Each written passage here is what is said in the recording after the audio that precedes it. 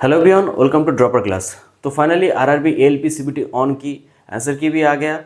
उसका जो objection last date 10 तारीख था, यानी आज सुबह 10 बजे, वो भी ख़त्म हो गया। तो अभी देखो, मेन सवाल ये है कि सीबीटी 2 एग्ज़ाम कब तक हो सकता है। देखो, जब तक एग्ज़ाम के बारे में, डेट के बारे में एक्चुअल पता नहीं चलता है, तब तक कैसे मतलब प्रिपरेशन में कुछ मतलब किक नहीं मिलता है, सही ना। तो इसलिए सीबीटी 2 की जो डेट है वो मतलब जानना एक तरह से इम्पोर्टेंट है, पर ऑफिशियल कोई टेंटेटिव डेट अनाउंस भी नहीं किया गया।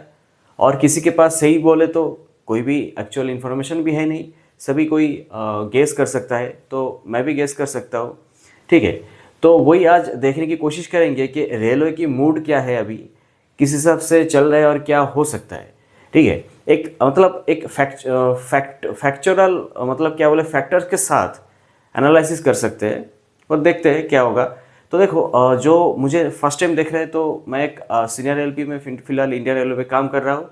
ठीक है, 2018 के बैच में मेरा रिक्रूटमेंट हुआ है, राइट। तो देखो, अभी फैक्ट की तरफ ढूंढते हैं, चलते हैं, और जो एग्ज़ाम डेट कब होगा सीबीटी 2 की, वो ढूंढने की कोशिश करते हैं। देखो, ये तो पता चल गया कि आज सुबह 10 बजे तक लास्ट डेट था और अभी तक क्लोज भी हो गया। तो देखो, अभी ALP CBT on exam date expected क्या है। देखो, एएलपी एग्ज़ाम 25 से 29 तारीख तक था। इसके बाद आरपीएफ 2 तारीख से 13 तारीख, मतलब फिलहाल अभी आरपीएफ एग्ज़ाम चल रहा है।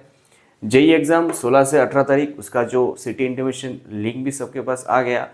ठीक है, 18 तारीख तक सबका लिंक, अगर 18 तारीख तक नहीं आया तो आज शाम तक आ जाएगा सबके पास। 17 तारीख तक आ गया, तो 18 तारीख तक आज शाम आ जाएगा। अच्छा, टेक्नीशियन की जो है वो भी 19 से 29 तारीख तक होने की जो टेंटेटिव डेट है वो भी अनाउंस कर दिया। अभी देखो, आरपीएफ कांस्टेबल की जो टेंटेटिव डेट है पहले अनाउंस किया था, वो जनवरी 25 टेंटेटिव डेट है। ठीक है, तो पूरा जो शेड्यूल है देखो, जनवरी तक पूरा फिक्स्ड है।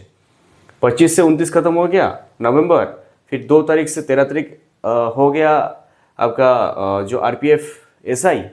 फिर देखो, जेई 16 से 18 तारीख होगा, फिर टेक्नीशियन 19 से 29 तारीख होगा। मतलब पूरा दिसंबर जो महीना है वो ख़त्म हो गया, और जनवरी में जो कांस्टेबल के एग्ज़ाम है वो अनाउंस होगा। वही 3-4 दिन चलेगा, सही ना। अभी शुरू के डेट में होगा या एंड के डेट में होगा, उसके बारे में कुछ पता नहीं। अभी अभी बचा क्या है, फरवरी। अभी फरवरी के बारे में कुछ अनाउंसमेंट हुआ नहीं। देखो, वही जो एसएससी एग्ज़ाम के साथ अगर क्लास हो गया आरआरबी के एग्ज़ाम, तो उसमें इधर उधर डेट चेंज होता है, क्योंकि एक एसएससी भी स्टाफ सिलेक्शन कमीशन भी बहुत बड़ा एग्ज़ाम है, और रेलवे की भी एग्ज़ाम जो है बहुत बड़ा एग्ज़ाम है, तो दोनों क्लास नहीं कर सकते। ठीक है, इसलिए एसएससी की जो एग्ज़ाम है, देखो टेंटेटिव डेट जो एसएससी कांस्टेबल जीडी, ठीक है, उसका जो डेट टेंटेटिव डेट कैलेंडर में, एसएससी की वेबसाइट में कैलेंडर में जाओगे तो उसमें दिया गया है कि दिसंबर 24 से जनवरी 25 तक है, ये टेंटेटिव डेट दिया गया है। तो देखो, जनवरी 25 तक, और इधर आरपीएफ कांस्टेबल जनवरी 25। तो ये जो दोनों दिसंबर से 24 दिसंबर, ये दिसंबर से शुरू हो के जनवरी तक। तो देखो, इसमें से कुछ कुछ डेट गैप होगा, जो जो डेट में ये कांस्टेबल एग्ज़ाम होगा। ठीक है, दोनों एक साथ नहीं होगा, ये या तो ये ख़त्म हो जाएगा उसके बाद होगा, नहीं तो इसके बीच कोई डेट होगा जिसमें ये वाला एग्ज़ाम हो जाएगा। ठीक है, अभी फरवरी के बारे में कुछ डेट पता नहीं है, कुछ अनाउंसमेंट ना एसएससी की तरफ से है ना रेलवे की तरफ से है। देखो, अभी रेलवे की मूड क्या है वो समझना पड़ेगा। रेलवे की हिस्ट्री में ये फर्स्ट टाइम ऐसा हुआ है कि 29 तारीख हो गया एग्ज़ाम, 29 तारीख हो गया एग्ज़ाम आरआरबी एएलपी की, और 6 तारीख, आई थिंक 6 तारीख के आसपास आंसर की आ गया। 6 तारीख होगा, हाँ, 6 नहीं, 5 तारीख रिजल्ट अनाउंस हो गया। तो कितना, 6 दिन 30 और ये गया 6 दिन के अंतर में, गैप में ये रिज़ल्ट पब्लिश हो गया। तो रेलवे की हिस्ट्री में ये फर्स्ट टाइम ऐसा हुआ है कि कोई अनएक्सपेक्टेड है ये रिज़ल्ट इतना जल्दी। तो ऑब्जेक्शन के लिए 10 तारीख होगा। इसके बाद देखो, इसके बाद फाइनल आंसर की 10 तारीख खत्म होते ही इसका जो जस्टिफिकेशन वो करने के लिए इसमें थोड़ा टाइम लगेगा, ठीक है। रिजल्ट देने में कुछ टाइम नहीं लगता है। जिसको पता नहीं है कि मैं भी ऐसे आरआरबी एएलपी एग्ज़ाम की जो मेरे वेबसाइट है, मतलब मेरा मतलब ड्रॉपर क्लास की जो ऑफिशियल वेबसाइट है, उसमें हम लोग उसमें भी करते हैं, ऑनलाइन एग्ज़ाम करवाते हैं। तो हम लोग को पता है कि चाहे तो जब ख़त्म हो गया एग्ज़ाम तुरंत आंसर की निकल सकते हैं, ठीक है। अगर अथॉरिटी चाहे तो तुरंत आंसर की पब्लिश हो सकता है, पर उसमें भी कुछ टेक्निकल इशू इधर उधर की, बहुत बड़ा एग्ज़ाम है ना ये, मतलब ऑल ओवर वर्ल्ड में जितना मास में होता है ना सबसे बड़ा एग्ज़ाम ये रेलवे करवाता है, इतना संख्या में एक साथ, ठीक है। तो ये छोटा मोटा काम नहीं है। तो जब इतना बड़ा मास होगा तो उसमें थोड़ा टेक्निकल या फिर इधर उधर के कुछ प्रॉब्लम इशू वो होगा जो सॉल्व करके ही थोड़ा टाइम लगता है, ठीक है। तो ये 10 तारीख तक उसके इसलिए 6 दिन टाइम लगा, और 10 तारीख के ऑब्जेक्शन जो होगा ये अभी फिजिकली चेक हो सकता है, ठीक है। कोई जो आंसर मतलब जो ऑब्जेक्शन कर रहा है उसके साथ फिजिकली या फिर आर्टिफिशियल इंटेलिजेंस जो भी है, आई थिंक फिजिकली ये चेक होगा कि ये एग्ज़ाम एक्चुअली क्या वो आंसर सबने लिखा है और क्या आंसर रेलवे की तरफ से दिया गया है, उसको दोनों में चेक होगा, कंपेयर होगा। उसका जो फाइनल आंसर की होगा वो आने में थोड़ा टाइम लगेगा, क्योंकि ये जो चेकिंग है इसमें थोड़ा टाइम टेकिंग है, ठीक है। तो आई थिंक जो रिजल्ट है जनवरी में आ जाएगा, ठीक है। रिजल्ट से पहले फिर से एक फाइनल आंसर की देंगे। ये जो आंसर की था ना, ये फर्स्ट राउंड आंसर की था, इसके बाद सेकेंड राउंड आंसर की आएगा, ये समझ लो। इसके बाद सेकेंड लेवल आंसर की भी आएगा, जो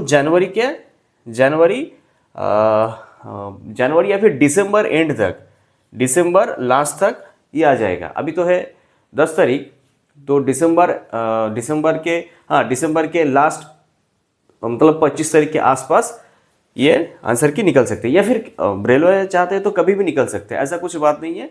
पर ये आंसर की आने में थोड़ा टाइम लगेगा, सेकेंड लेवल आंसर की, क्योंकि इसमें फाइनल आंसर की होगा। इसके बाद ऑब्जेक्शन की कोई आई थिंक नहीं देगा, ऑब्जेक्शन के लिए कोई ऑप्शन नहीं रखेगा इसमें, ठीक है। फिर देखो उसमें भी है कुछ, अगर जैसे पिछले बार हम लोग देखे थे कि फाइनल आंसर की देने के बाद भी कुछ कुछ इशू था जो रेलवे की तरफ से, मतलब ऐसा नहीं है कि वो जानबूझ के किया गया है, ऐसे ही ऑब्जेक्शन हुआ था, मतलब इशू था।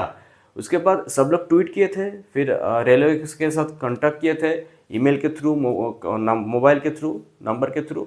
तो उसके बाद रेलवे देखा कि इतना भारी संख्या में ये कर रहा है तो शायद कोई प्रॉब्लम होगा, जिसके लिए फिर से वो रीचेकिंग करके जो इशू था उसको चेक करके फिर से थर्ड टाइम आंसर की दिया गया था, रिवाइज आंसर की जिसको कहते हैं। तो इसके बाद रिवाइज आंसर की आएगा, उसके बाद कुछ टाइम रखेगा, उसमें अगर फिर भी कुछ इशू रहा, वो भी कैंडिडेट की जो रिस्पॉन्स है उसके ऊपर ही डिपेंड करता है। अगर कुछ इशू रहा तो अगर वो एक्चुअल इशू है तो वो भी रेलवे सॉल्व कर देगा। देखो रेलवे अभी बहुत ट्रांसपेरेंट है, ऐसा कुछ नहीं कुछ छुपा छुपा कुछ होगा, जो भी होगा पूरा क्लियर एंड साफ सुथरा होगा, आपके सामने ही सब रहेगा, ठीक है। हम लोग 2018 के रिक्रूटमेंट से आए हैं, इसलिए हमको पता है कि पूरा साफ सुथरा काम है कि कोई भी ऑब्जेक्शन की जगह नहीं रहेगा, ठीक है। तो ऐसे ही जब तक ऑब्जेक्शन कंप्लीट खत्म नहीं हो रहा है तब तक रिवाइज आंसर की या फिर रेलवे की तरफ से स्टेप लिया जाएगा। तो वो लाने में दिसंबर खत्म हो जाएगा, ठीक है। ये दिसंबर जो है ये सब करने में खत्म हो जाएगा। हो सकता है दिसंबर के एकदम लास्ट वीक, नहीं तो जनवरी के फर्स्ट वीक CBT ऑन की रिजल्ट फाइनली पब्लिश हो जाएगा। रेलवे की जो मूड है, मुझे लगता है कि दिसंबर के अंदर ही फाइनल रिजल्ट निकल जाए, ठीक है। जो काट ऑफ मेरिट लिस्ट है वो CBT ऑन की मेरिट लिस्ट फाइनली आ जाएगा, ठीक है। क्योंकि रेलवे ये जो अभी हिस्ट्री क्रिएट कर रहा है, ठीक है, ये सब मतलब शॉकिंग, इतना जल्दी रिजल्ट आया, ये सब कोई चौंक गया देख के। तो इस दिसंबर के अंदर ही खत्म होएगा, और आपको ये माइंड पेपर रखना है कि आपका जो एग्ज़ाम है वो फरवरी टू अप्रैल के बीच होगा। मतलब आपके पास और 2 महीने 20 दिन आपके पास लगभग टाइम है, आप मान के चलिए, ठीक है। तो क्योंकि इससे ज़्यादा भी हो सकता है, इससे कम भी हो सकता है। पर कम होगा तो फरवरी से ही शुरू होगा, ठीक है। ज़्यादा टाइम आपको मिलेगा नहीं बीच में, इसीलिए मेरा सजेशन ये है कि जो मैं एक पोल डाला, जो ड्रॉपर क्लास की कम्युनिटी है यूट्यूब में, उसमें पोल डाला तो मैक्सिमम कैंडिडेट परसेंटेज लगभग 70 से ऊपर कैंडिडेट, उनका जो रिस्पॉन्स रहा है कि वो CBT 2 की प्रिपरेशन नहीं कर रहा है, वो वेट कर रहे हैं रिजल्ट के लिए। ये मत करो, CBT 2 के रिजल्ट के लिए वेट करोगे तो फंस जाओगे, क्योंकि रिजल्ट के बाद आपको ज़्यादा टाइम नहीं देगा, ठीक है।